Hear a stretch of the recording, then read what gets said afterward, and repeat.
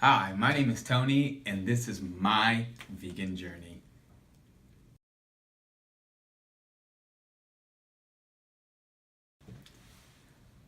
I'm 36 years old.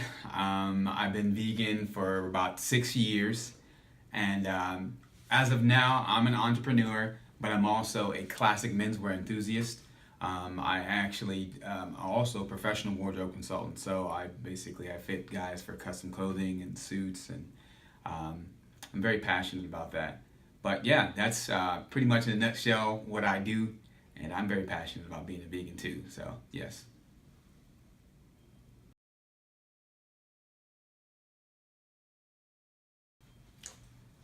It started when I turned 30, and that was a really I don't want to say tumultuous time in my life, but it was. It was kind of a time where I wanted to reevaluate my life and evaluate the way I thought about the world and just have an overall new viewpoint on things. As a black man, I really started to just look at the way society viewed me as a black male image, uh, the dismal state of African American health within the black community, within my own personal family, how I saw diabetes attacking my family, the ones that I loved near and dear to me. Um, some other things. I began to really educate myself on a lot of different books, um, different videos. There was a couple other influences that really made me really consider things. And turning 30 was kind of like a milestone, and I just had to really do a reevaluation. I really looked up a couple of people like I read the China study or part of it. Didn't get really finish the whole thing, but that was super impactful. I watched a guy named Dehudi Ra. He was very influential in letting educating me on my decision to meet um, Dr. John McDougall. There's a lot of other people I could talk. Supreme Understanding Allah, Dr. Africa. There was a multitude of people through video and through reading that really made me consider the consumption of animal flesh and how that, not could, but was definitely impacting my health, my ability to think clear, and compassion. My compassion has greatly increased over time since the initial, knowledge taken.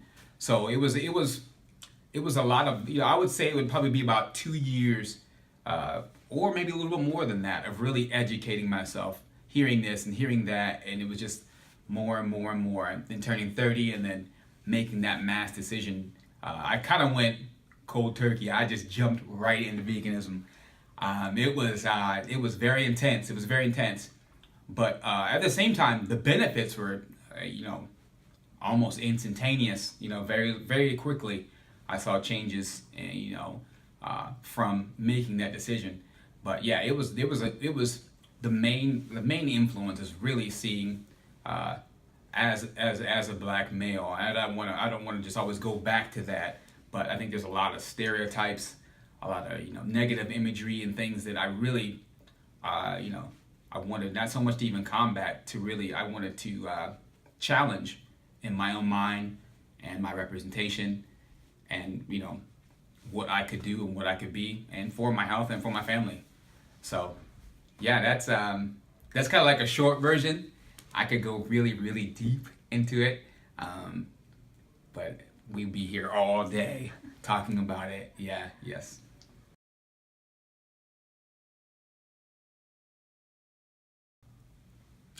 So when I first went vegan, it was pretty much an overnight type of thing. Like I was like, I'm heads in, I'm all in, I'm jumping off the diving board, splash cannonball, butt naked.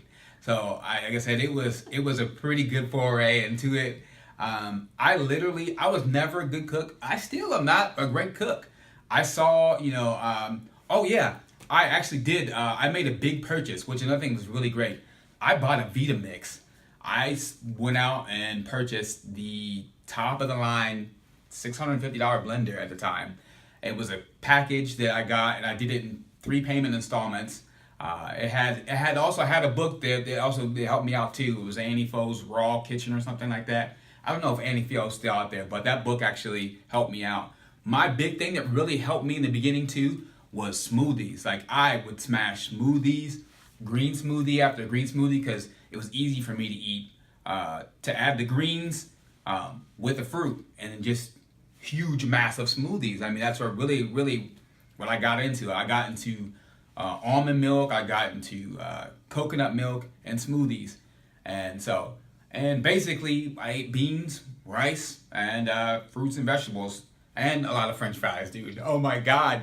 I know that is not what you want to hear right now, but French fries. Yes, that's part of the junk food veganism. I was not a perfect vegan. I still am not. I want to be real with you. But really, smoothies helped me a lot. And having that Vitamix, I mean, it was worth its weight in freaking gold. Oh my God. If I could tell anybody, I'm not trying to promote Vitamix, anything like that, but that thing was a godsend. I had so many smoothies. I still use that thing all the time. Probably use it a couple times this week. Oh yeah, I got a juicer too. I had a juicer. I had a centrifugal juicer, and it was like a Jack LaLanne type power juicer or something like that. And I started juicing a lot, and I don't juice as much as I should. I know that there's other, the single auger juicers and other juicers that are really great. This has become a more astute vegan. But no, I mostly big smoothies, fruits, vegetables. A lot of pistachios, cashews, tons of rice, tons of carbs, because I was very efficient in carbs. Some people might not be as efficient in carbs. Tons of bananas, really in smoothies. That's how I really did it. I mean, I'm not a cook. I'm a pretty basic dude on that.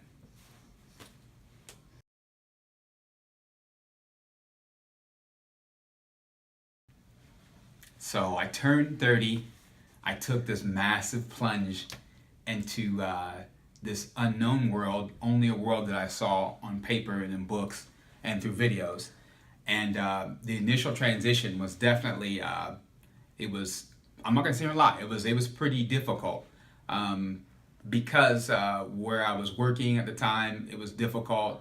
And it was difficult because I intellectually knew what I needed to do. I knew that I did not need to consume any animal flesh or any animal byproducts at all whatsoever.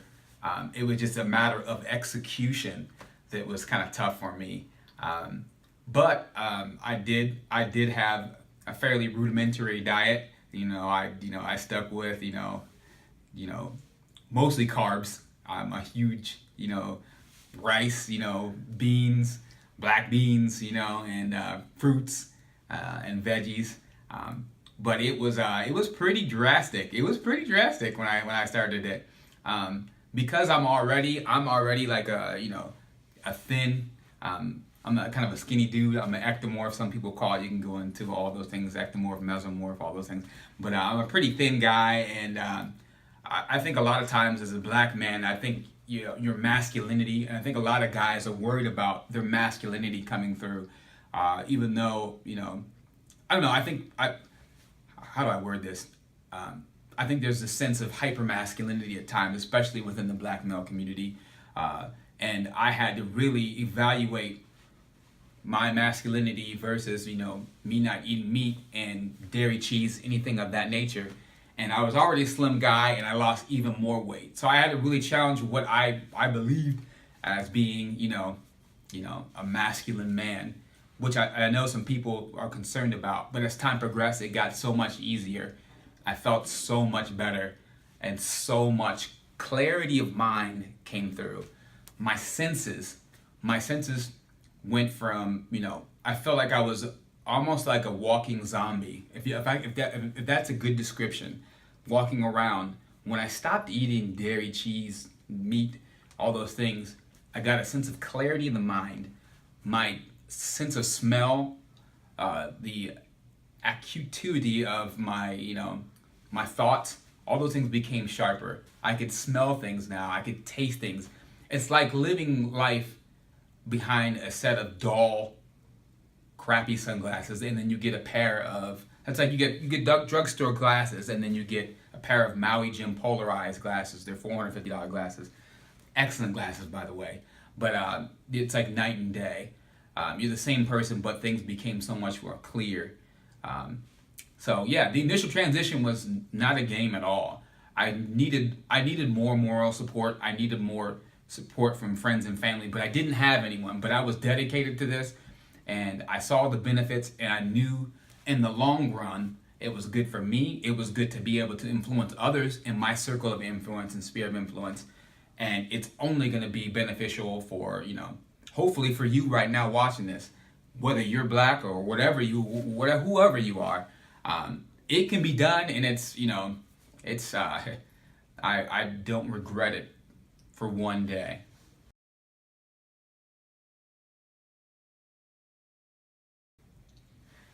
So the best thing about being vegan is, I'm gonna say, the way that I feel. That's a really profound statement to say.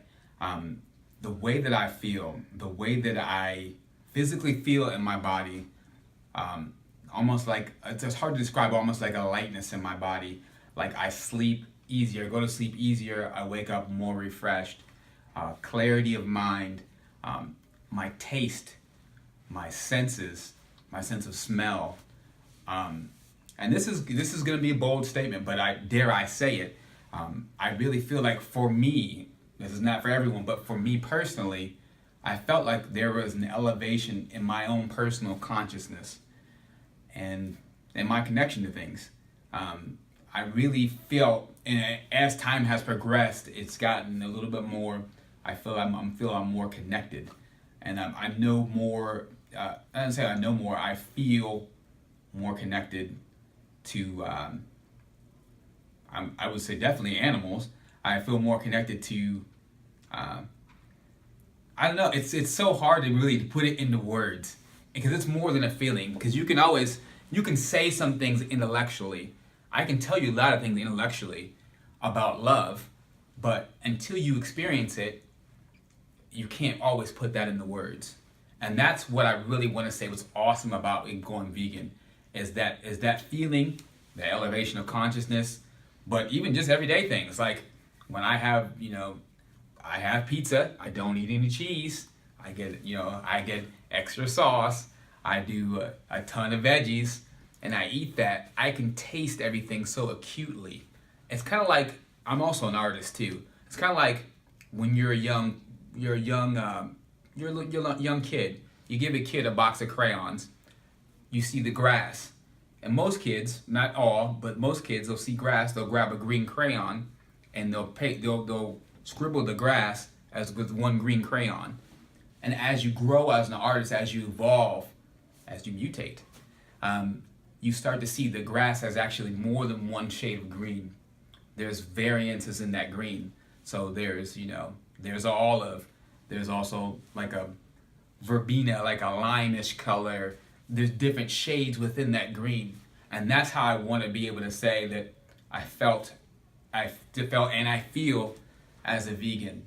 My consciousness, I feel like I'm more connected with things, and I'm more connected with the people that I know that are to be in my life. I feel like it's easier to identify. I don't want to get weird on you, but it's almost kind of like vibrations attract like vibrations. And it's easier for me to know who should be in my life and who shouldn't be in my life. As in, before, I felt it was a little bit harder. That might be age, might be veganism. Couldn't tell you the difference, but damn, I feel good.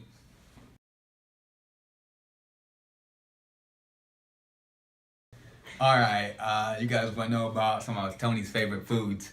Some of my favorite foods, as time progressed, my palate for foods has definitely changed a ton, from the initial inception into the vegan lifestyle. I used to be one of those freaking no tofu guys. Oh my God, it's like there's no way I'm eating this stuff. It looks terrible. It's nasty. It's squishy. It's a block. It just looks disgusting. I was like, there's no way you could pay me to eat tofu. But as time has progressed, and I've had some delicious bomb tofu scramble. Oh my God, it's like eggs without all the terrible things in eggs. I won't even get into all that, but it's delicious. I love tofu scramble. I love tofu. I mean, it's actually, yeah, I love tofu. It takes on the flavor of whatever you put in it. And if you couple that when you're not eating, you know, animals, dairy, cheese, stuff like that, your palate, your taste buds literally change.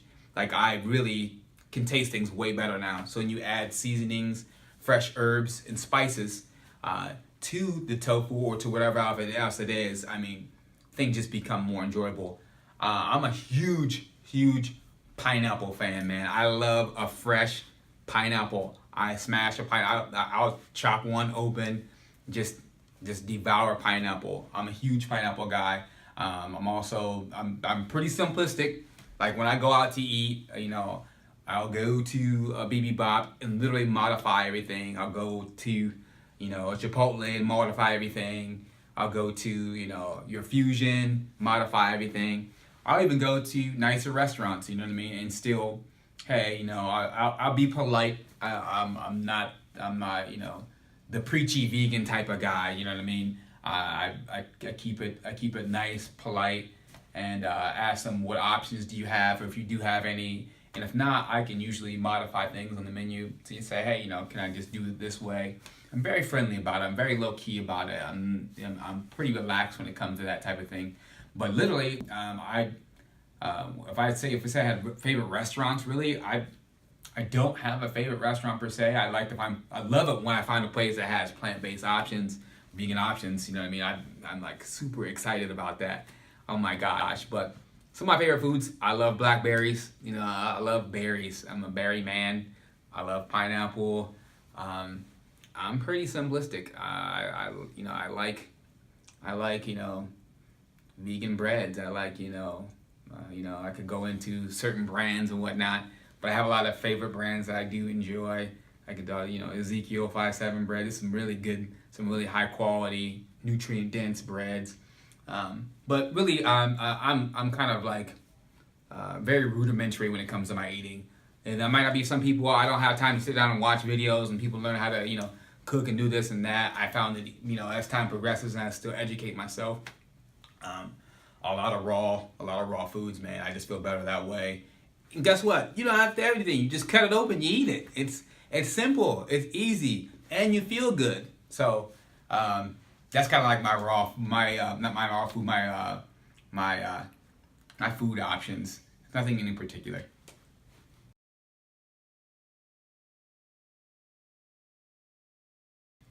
So what I really want you to know is, of all the things about being a vegan that I really want this to hit home, because I had a, you know, little bit of a difficulty with this, is don't beat yourself up if you're not the perfect vegan.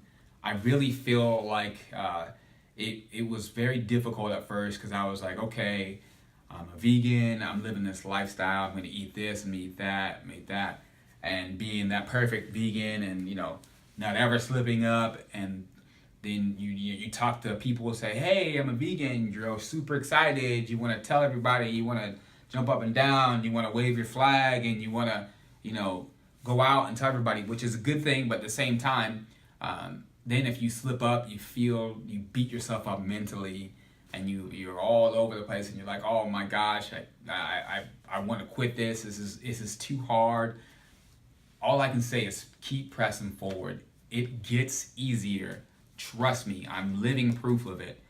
Not just to say that because, you know, this is some kind of PSA. No, this is, you know, a person talking to you on camera saying that it got better. The cravings for meat and chicken were a beast for me at first. They were a beast. As time progressed, as my palate changed, as things got easier and I educated myself more, and I got a grip and hold on things, it got so much easier. It really does get easier. So don't beat yourself up mentally. I think that we beat ourselves up mentally outside of being, you know, even eating, you know, animals. But a lot of it is helping, you know, just to stay positive. Try and focus on the positive. A lot of times in this society, we focus on the negative things. Or you focus on, okay, I screwed up, I did something like this, I did something small or wrong, I didn't eat this 100% vegan thing, so now I'm an outcast or something like that. No, you're not an outcast. Get back up on the horse. You fall off the horse, get back on it. This is not like, this is not this is like the tortoise and the hare. It's not a race, but just keep going as time progresses. So that's what I want you to know. Out of all the things, I could have said a whole lot of different things about it, but don't beat yourself up. Stay on the path. If you fall off, get back up. It's a good thing. Thanks for letting me share my vegan journey with you.